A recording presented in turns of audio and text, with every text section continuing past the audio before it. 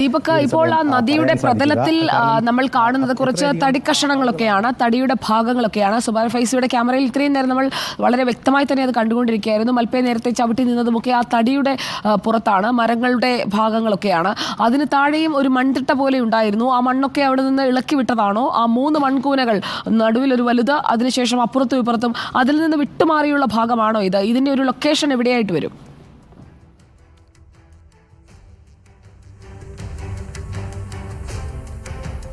അതായത് നമ്മുടെ ഈ മണ്ണ് ഇടിഞ്ഞു വീണിരിക്കുന്നതിൻ്റെ നേരെ എതിർവശത്താണ് CP4 എന്ന സ്പോട്ട് കണ്ടെത്തിയിരിക്കുന്നത്. അതിൽ നിന്നും കുറച്ചുകൂടി താഴേക്ക്, അതായത് നമ്മൾ നിൽക്കുന്ന ശിരൂരിലെ മണ്ണിടിച്ചിൽ ബാധിത മേഖലയിൽ നിന്ന് നമ്മുടെ അങ്കോല ഭാഗത്തേക്ക് പോകുന്ന ആ പ്രദേശത്ത് ഏതാണ്ട് CP4 എന്ന് രേഖപ്പെടുത്തിയ ആ മേഖലയിൽ നിന്ന് ഒരു 100 മീറ്റർ അകലയിലേക്ക് താഴെയിലേക്കാണ്, നദി ഒഴുകുന്ന ഭാഗത്തേക്കാണ് ഈ CP3 എന്ന് പറയുന്ന സ്പോട്ട് എന്ന് രേഖപ്പെടുത്തിയിരിക്കുന്നത്. ആ മേഖല കേന്ദ്രീകരിച്ചുകൊണ്ടുള്ള പരിശോധന തന്നെയാണ് പുരോഗമിക്കുന്നത്. ആ പരിശോധനയിൽ ഒരു കൃത്യമായ എന്തെങ്കിലും ഒന്ന് കണ്ടെത്താൻ കഴിയും എന്ന് തന്നെ നമ്മൾ കരുതുന്നുണ്ട്. കാരണം അത്രമേൽ ഒരു സജീവതയോട് കൂടിയാണ് അവിടെ അദ്ദേഹം ഇടപെടൽ നടത്തുകയും ചെയ്യുന്നത്. ആ ഇടപെടലിൽ റിസൾട്ട് ഉണ്ടാകുമെന്നുള്ള ഒരു പ്രതീക്ഷ തന്നെയാണ് ഇപ്പോൾ നമ്മളെ മുന്നോട്ട് നയിക്കുന്നതെന്ന് പറയാതിരിക്കാൻ സാധിക്കില്ല.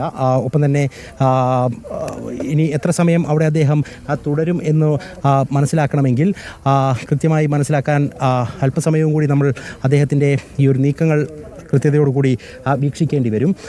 ആ കൃത്യതയോടുകൂടി വീക്ഷിച്ചാൽ മാത്രമേ നമുക്ക് ആ കാര്യത്തിലൊരു കൃത്യമായ മറുപടി നൽകാൻ സാധിക്കുകയുള്ളൂ എന്നുള്ളതാണ് പറയാൻ സാധിക്കുക. ഒപ്പം തന്നെ ഇതിലേറ്റവും പ്രധാനപ്പെട്ട കാര്യം, ഇന്ന് രാവിലെ ഏതാണ്ട് 11 മണി മുതൽ തുടങ്ങിയിരിക്കുന്ന ഒരു ദൗത്യം, ആ ദൗത്യം പിന്നീട് വിശകലനങ്ങൾ കൊണ്ട് അതിൻ്റെ ഒരു അനുമാനത്തിലേക്കും നിഗമനത്തിലേക്കും ഒക്കെ എത്തിയതിന് ശേഷം മാത്രമാണ് കൂടുതൽ സജീവതയിലേക്ക് ഈ ദൗത്യം മാറിയത്. ആ ദൗത്യം അങ്ങനെ മാറുന്ന ഘട്ടത്തിൽ പിന്നീട് നമ്മൾ കണ്ടത് ഓരോ സമയത്തും ഓരോ മേഖലകൾ കേന്ദ്രീകരിച്ചുകൊണ്ടുള്ള പരിശോധനകൾ എന്നുള്ളതാണ്. ആ പരിശോധനകളുടെ ഒക്കെ ആത്യന്തികമായിട്ടുള്ളൊരു ഫലം നമുക്ക് കിട്ടേണ്ടതുണ്ട്. അത് കിട്ടണമെങ്കിൽ ഈ പറഞ്ഞതുപോലെ സൂചിപ്പിച്ചതുപോലെ ആ മേഖലയിലെ അല്പം മണ്ണുൾപ്പെടെ അദ്ദേഹം ആ കാലുകൊണ്ടൊക്കെ മാറ്റുന്നത് നമ്മൾ കണ്ടിരുന്നു. അങ്ങനെ മണ്ണ് നീക്കം അവിടെ ചെറുതായെങ്കിലും അദ്ദേഹം നടത്തിയിട്ടുണ്ട്. അതിനുശേഷമാണ് ആ വെള്ളത്തിലേക്ക് മുങ്ങാങ്കുഴിയിടുന്ന സാഹചര്യമുണ്ടായത്. ഇപ്പോഴും ആ മേഖലയിൽ തന്നെ അദ്ദേഹം തുടരുന്നുണ്ട്. പക്ഷേ എനിക്കിപ്പോൾ തോന്നുന്നത് ഈ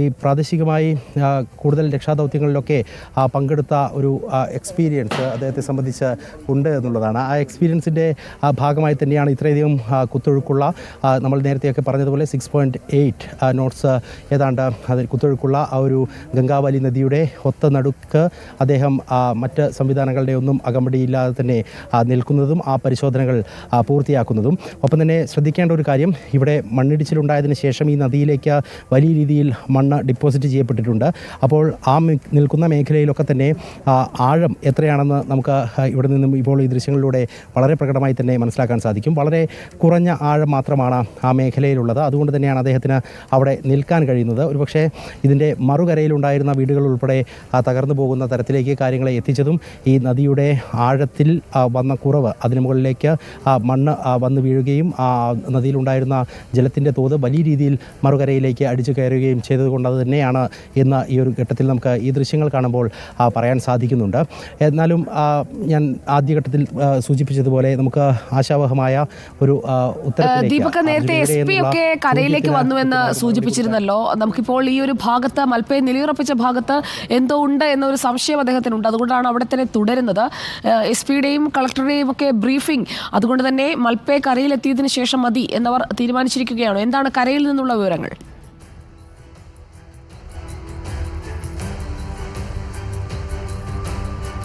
ഞാൻ അങ്ങനെയാണ് മനസ്സിലാക്കുന്നത്. ഞാൻ ഈ നിലവിലൊരു അത്തരത്തിലൊരു റിസ്കിലേക്ക് പോയിട്ടില്ല. കാരണം ഈ ദൃശ്യങ്ങൾ നിർണായകമാണ് എന്നുള്ളത് കൊണ്ട് നമ്മൾ ഈ ഒരു മേഖലയിൽ തുടരുകയാണ്.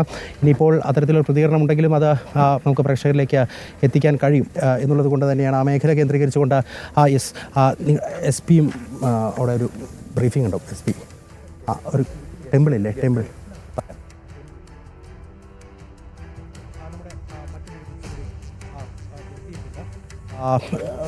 അർജുൻ കല്യാട്. അർജുൻ, അവിടെ ഒരു ക്ഷേത്രമുണ്ട്, അതിനടുത്ത് SP-യും ഓക്കെ, ദീപക് മലയമ്മ, അർജുൻ കല്യാട്, മുബഷിർ പി അക്ബർ, ഞങ്ങളുടെ വാർത്താ സംഘം അവിടെ തുടരുകയാണ്. SP-യും ഒപ്പം കളക്ടറും ഒക്കെ തീരത്ത് 7 മണിയോടുകൂടിയായിരിക്കും മാധ്യമങ്ങളെ കാണുക. അർജുൻ കല്യാട് ആ കാര്യങ്ങൾ ഇപ്പോൾ പ്രേക്ഷകരിലേക്ക് എത്തിച്ചോളും. ഇപ്പോൾ കർണാടക മേഖല കമാൻഡിംഗ് ഓഫീസർ അടക്കം അവിടെ എത്തിയിട്ടുണ്ട്. ഇപ്പോഴും നമ്മുടെ മൽപ്പെ പുഴയിൽ തുടരുകയാണ്.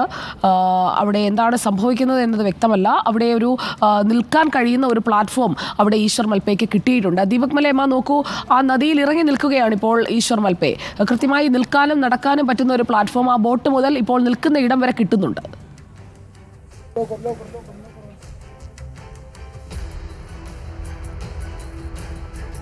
സുജ, ചോദ്യം ഒന്നുകൂടി ആവർത്തിക്കാമോ? ഞാൻ ഇവിടുത്തെ കുറച്ച് തിരക്കുകളിലായി പോയി, ക്ഷമിക്കണം. മനസ്സിലായി, അത് കുഴപ്പമില്ല. അർജുൻ കല്യാട് അവിടെ വാർത്താ സമ്മേളനം ഉണ്ടെങ്കിൽ അത് കവർ ചെയ്യും. അവിടേക്ക് അർജുൻ കല്യാട് ആ വിവരങ്ങൾ എത്തിക്കും. ദീപക് നോക്കൂ, അവിടെ ആ മൽപ്പെ ഇപ്പോൾ നിൽക്കുന്ന ഈശ്വർ മൽപ്പെ നിൽക്കുന്ന ഭാഗം, അവിടെ പുഴയിൽ തന്നെയല്ലേ അദ്ദേഹം നിൽക്കുന്നത്? അവിടെ ഇപ്പോൾ അതിന് താഴെ എന്തോ ഉണ്ട് എന്നുള്ള ഒരു സൂചന നമുക്ക് ദൃശ്യങ്ങളിൽ കാണുന്നുണ്ട്. ദീപകിന് കുറച്ചുകൂടി നേരിട്ട് കാണാമല്ലോ, എന്താണ്? അതെ.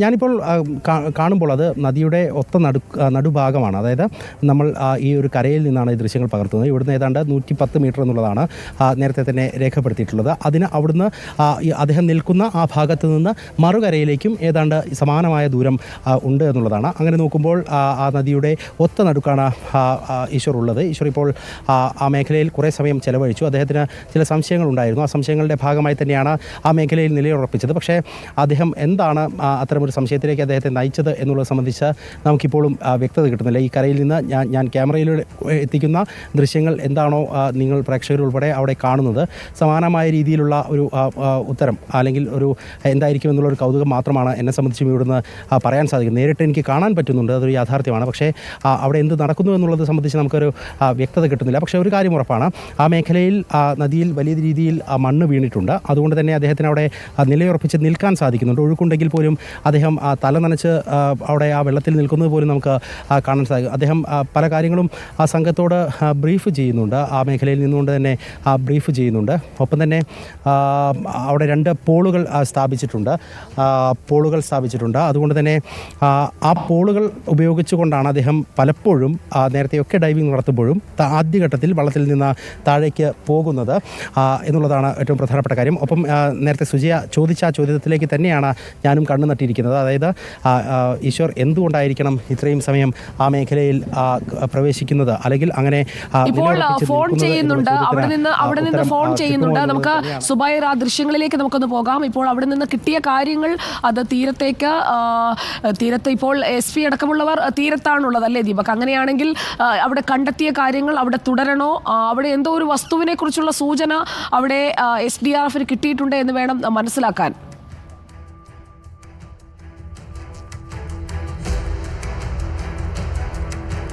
അത്തരത്തിലൊരു അനുമാനത്തിലേക്ക് പോകേണ്ടി വരും. പക്ഷേ ഇത് ഇങ്ങനെ പറയുമ്പോൾ നമ്മൾ കുറേ ദിവസമായി ഇത്തരത്തിൽ ചില പ്രതീക്ഷകൾ വെച്ച് പുലർത്താറുണ്ട്. ആ പ്രതീക്ഷകൾക്ക് പക്ഷേ തിരിച്ചടികൾ പലപ്പോഴും ഉണ്ടായിട്ടുണ്ട്. അതുകൊണ്ട് തന്നെ അദ്ദേഹം ഇപ്പോൾ അവിടെ നടത്തിയ പ്രവർത്തനങ്ങളിൽ എത്രത്തോളം നമുക്ക് ആശാവഹമായ തീർച്ചയായും ദീപക്, അവിടെ 4 ലോഹഭാഗങ്ങളുണ്ട്. ഒരു ടവറിന്റെ ഭാഗം, ആ ടവർ വലിയ ടവറാണ്, അതീവ ശേഷി കൂടിയ വൈദ്യുതി പ്രവഹിപ്പിക്കുന്ന ടവറാണ്. വലിയ ഒരു ടവർ ആ നദിയുടെ അടിത്തട്ടിൽ കിടക്കുന്നുണ്ട്. ടവറിന്റെ ഭാഗം, അതുപോലെ തന്നെ മറ്റൊരു ബുള്ളറ്റ് ടാങ്കറിന്റെ ക്യാബിൻ ഭാഗം, അർജുന്റെ ട്രക്ക്, പിന്നെ ഒരു റെയിലിംഗ്, ഈ 4 വസ്തുക്കൾ ഉണ്ട് എന്നാണ് അവിടെ ഈ സൈഡ് സ്കാൻ സോണാർ ആയാലും മറ്റ് സിഗ്നലുകളിലായാലും ഇപ്പോൾ ഐബോട്ട് ഡ്രോണിന്റെ പരിശോധനയിലായാലും ഈ 4 പോയിന്റുകളിൽ ഈ 4 വസ്തുക്കളെ കുറിച്ചാണ് പറയുന്നത്.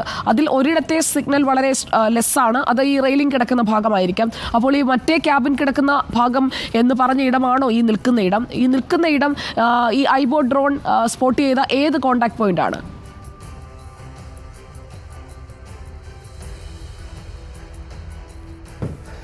അതായത് എനിക്ക് ഇപ്പോൾ മനസ്സിലാക്കാൻ സാധിക്കുന്നത് CP3 കോൺടാക്ട് പോയിന്റ് 3 എന്ന് അല്ലെങ്കിൽ സ്പോട്ട് 3 എന്ന് പറയുന്ന ഭാഗമാണ്. അവിടെ നമുക്ക് ദൃശ്യങ്ങൾ തന്നെ കാണാം. അദ്ദേഹം അവിടെ പരിശോധന നടത്തിയതിന് ശേഷം പിന്നീട് ഡിങ്കി ബോട്ടിലേക്ക് മാറി അവിടെ നിന്നും നീങ്ങുകയാണ്. പക്ഷേ നമ്മൾ ആ ദൃശ്യം ഒന്നുകൂടി സുബൈർ ആ മേഖല ഒന്നുകൂടി കാണിച്ചാൽ നമുക്ക് മനസ്സിലാകും. ദീപക്, അവർ മടങ്ങുകയാണോ? തീരത്തേക്ക് മടങ്ങുകയാണോ? തെരച്ചിൽ അവസാനിപ്പിക്കുകയാണോ?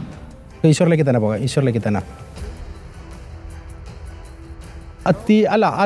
അല്ല തിരച്ചിൽ അവസാനിപ്പിച്ചു എന്ന് പറയാൻ കഴിയില്ല. കാരണം ആ ഒഴുക്കിനെതിരെ അവർ എതിർദിശയിലാണ് ഇപ്പോൾ സഞ്ചരിക്കുന്നത്.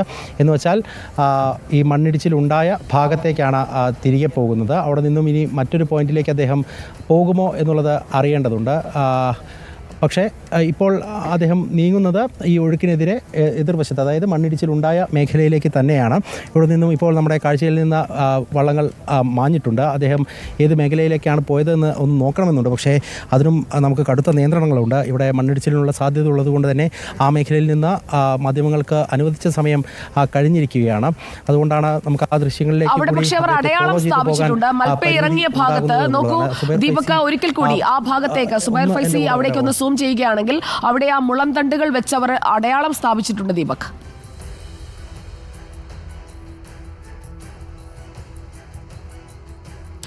അതാണ് ഞാൻ നേരത്തെ പറഞ്ഞത്. 2 മുളകൾ ചേർത്ത് കെട്ടിക്കൊണ്ട് പ്രത്യേക തരത്തിൽ അവരൊരു ക്രമീകരണം തയ്യാറാക്കിയിട്ടുണ്ട്. ആ ക്രമീകരണത്തിൻ്റെ ഭാഗമായിട്ടുള്ള മുളകൾ അവിടെ സ്ഥാപിച്ചു വെച്ചിട്ടുണ്ട്. ഒരു പക്ഷേ എനിക്ക് തോന്നുന്നത് ഇന്നത്തെ ദൗത്യം താൽക്കാലികമായി അവസാനിപ്പിക്കുകയാണെങ്കിൽ മാർക്ക് ചെയ്ത മേഖല എന്നുള്ള നിലയിൽ 2 പോളുകൾ സ്ഥാപിച്ചതാണോ എന്ന് ഞാൻ സംശയിക്കുന്നുണ്ട്. അങ്ങനെയാണോ എന്നുള്ളതിൽ വ്യക്തതയില്ല. ഇതൊക്കെ നമ്മുടെ അനുമാനങ്ങളാണ്. കാരണം ഈ തീരത്ത് നിൽക്കുമ്പോൾ ഇങ്ങനെ ഒരു അനുമാനം നടത്താനല്ലാതെ നമുക്ക് നേരിട്ട് അവരോട് സംസാരിക്കുന്നതിൽ പരിമിതി ഉണ്ടെന്ന് പ്രേക്ഷകർക്കും മനസ്സിലാകുമെന്ന് ഞാൻ കരുതുന്നു. എന്തായാലും അവിടെ ഒരു പോയിൻ്റ് സ്പോട്ട് ചെയ്തിട്ടുണ്ട്. ഇപ്പോൾ അദ്ദേഹം അടങ്ങുന്ന ആ ഒരു ഡിങ്കി ബോട്ട് എതിർദിശയിലേക്ക് തിരിക്കുകയും ചെയ്തിട്ടുണ്ട്. ഇപ്പോൾ നദിയിൽ നമ്മുടെ കാഴ്ചയുടെ ആ ഒരു മേഖലയിൽ മറ്റ് വള്ളങ്ങളൊന്നും തന്നെ നമുക്ക് കാണാൻ സാധിക്കുന്നില്ല. മറുവശത്തുൾപ്പെടെ നദിയുടെ മറുവശത്തേക്ക് ഉൾപ്പെടെയുള്ള ദൃശ്യങ്ങൾ കാണിക്കുകയാണെങ്കിൽ നമുക്ക് മനസ്സിലാകും ഏറെക്കുറെ ഇരുട്ട് അങ്ങനെ വീണ് തുടങ്ങുകയാണ്. ഈ ഗ്രാമം ഇരുട്ടിലേക്ക് വീണ് തുടങ്ങുകയാണ്.